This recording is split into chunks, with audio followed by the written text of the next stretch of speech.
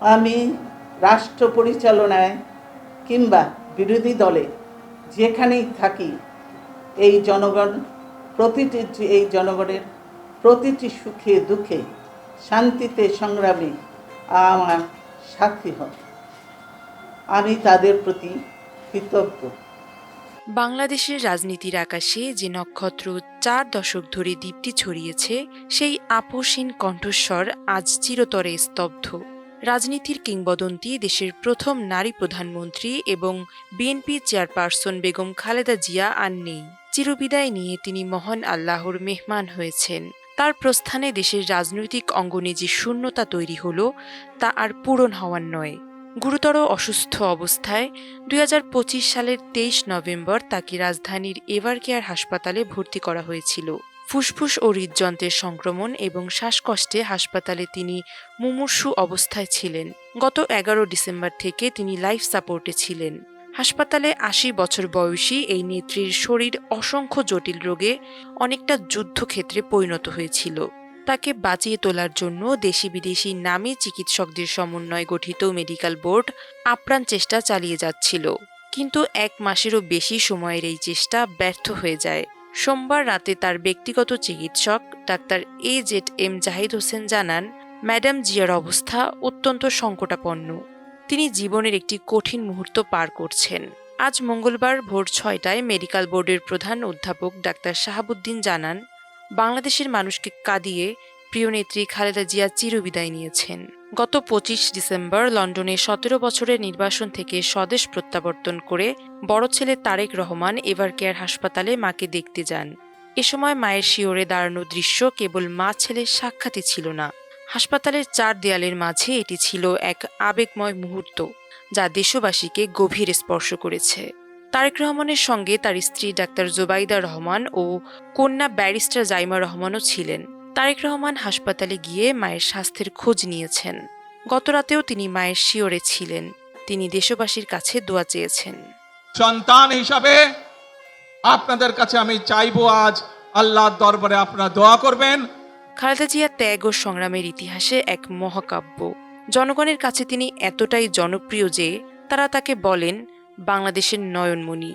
বাংলাদেশের রাজনীতির কিংবদন্তি নেত্রী সাবেক প্রধানমন্ত্রী খালেদা জিয়াকে দেশের মানুষ কেন এত ভালোবাসেন?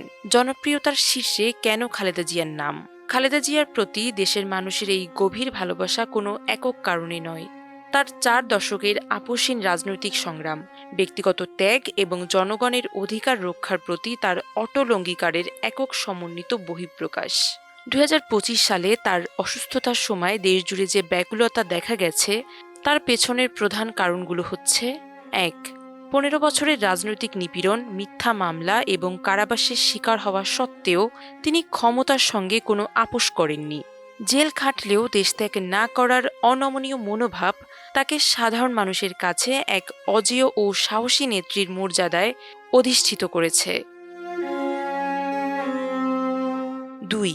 জেনারেল এরশাদের স্বৈরাচার বিরোধী ৯ বছরের আন্দোলনে তার অকুতোভয় ভূমিকা এবং পরের সংসদীয় গণতন্ত্র পুনঃপ্রতিষ্ঠায় তার অবদান তাকে জনগণের হৃদয়ে স্থান করে দিয়েছে। ৩. অনেক রাজনৈতিক বিশ্লেষক মনে করেন, প্রধানমন্ত্রী হিসেবে দায়িত্ব পালনের সময় তার শাসনশৈলী ছিল এক ধরনের মাতৃসুলভ গাম্ভীর্যমণ্ডিত, যা সাধারণ মানুষের সঙ্গে এক আত্মীয় ও আবেগী সম্পর্ক গড়ে তুলেছে। ছোট ছেলে আরাফাত রহমান কোকোর মর্মান্তিক মৃত্যু এবং বড় ছেলে তারেক রহমানের বাধ্যতামূলক নির্বাসিত হতে দেখা এবং নিজে প্রচণ্ড অসুস্থ হওয়া সত্ত্বেও তার ধৈর্য ও স্থিতধী ব্যক্তিত্ব জনগণকে গভীরভাবে অনুপ্রাণিত করেছে। হাসপাতালে তার সংকটাপন্ন অবস্থায় মানুষ রোজা রেখে, নামাজ পড়ে এবং বিশেষ মাহফিলের আয়োজন করে দোয়া করেছেন, যা বিরল ভালোবাসার উদাহরণ। ৪. স্বাধীনতা, সার্বভৌমত্ব ও জাতীয় স্বার্থ রক্ষায় তার দৃঢ় অঙ্গীকার এবং লড়াই তাকে দলমতের ঊর্ধ্বে এক জাতীয় অভিভাবক হিসেবে প্রতিষ্ঠিত করেছে। রাজনৈতিক প্রতিহিংসার শিকার হয়েও ধ্বংস নয়, ভালোবাসায় নতুন বাংলাদেশ গড়ার তার আহ্বান প্রমাণ করেছে জনগণের প্রতি তার ভালোবাসা অকৃত্রিম, যার প্রতিদানে মানুষও তাকে অন্তরের অন্তঃস্থল থেকে শ্রদ্ধা করে। অন্তর্বর্তী সরকারের প্রধান উপদেষ্টা নোবেলজয়ী ডক্টর মোহাম্মদ ইউনূস খালেদা জিয়াকে রাষ্ট্রের অতি গুরুত্বপূর্ণ ব্যক্তি, ভিভিআইপি হিসেবে ঘোষণা করেছেন। গত ১৬ ডিসেম্বর বিজয় দিবসে জাতির উদ্দেশ্যে দেয়া ভাষণে এই ঘোষণা দিয়ে ডক্টর ইউনূস বলেন, খালেদা জিয়া বাংলাদেশের ইতিহাসের একটি গুরুত্বপূর্ণ অধ্যায়ের অবিচ্ছেদ্য অংশ এবং দেশের গণতান্ত্রিক রাজনীতির অন্যতম শীর্ষ ব্যক্তিত্ব। দেশের স্বাধীনতা, সার্বভৌমত্ব এবং গণতন্ত্র রক্ষায় তার অবিচল অঙ্গীকার ও দীর্ঘ সংগ্রামকে এই স্বীকৃতির অন্যতম কারণ হিসেবেও তিনি উল্লেখ করেন। খালেদা জিয়ার প্রতি সাধারণ মানুষের গভীর শ্রদ্ধা এবং আবেগপূর্ণ ভালোবাসার প্রতি সম্মান জানিয়ে ডক্টর মোহাম্মদ ইউনূস তার ভাষণে বলেন, খালেদা জিয়া জাতীয় উন্নয়ন ও দেশের জন্য অনুপ্রেরণার উৎস। খালেদা জিয়াকে বিশেষ নিরাপত্তা বাহিনীর SSF সুরক্ষার আওতাভুক্ত করা হয়েছে। খালেদা জিয়া অসুস্থ অবস্থায় এভারকেয়ার হাসপাতালে ভর্তি হওয়ার পর থেকেই সর্বস্তরের জনগণ ব্যাপক উদ্বেগ উৎকণ্ঠায় দিন কাটান। তার প্রতি মানুষের যে অপরিসীম ভালোবাসা তা প্রকাশ পায় হাসপাতালের সামনে ভিড়ে।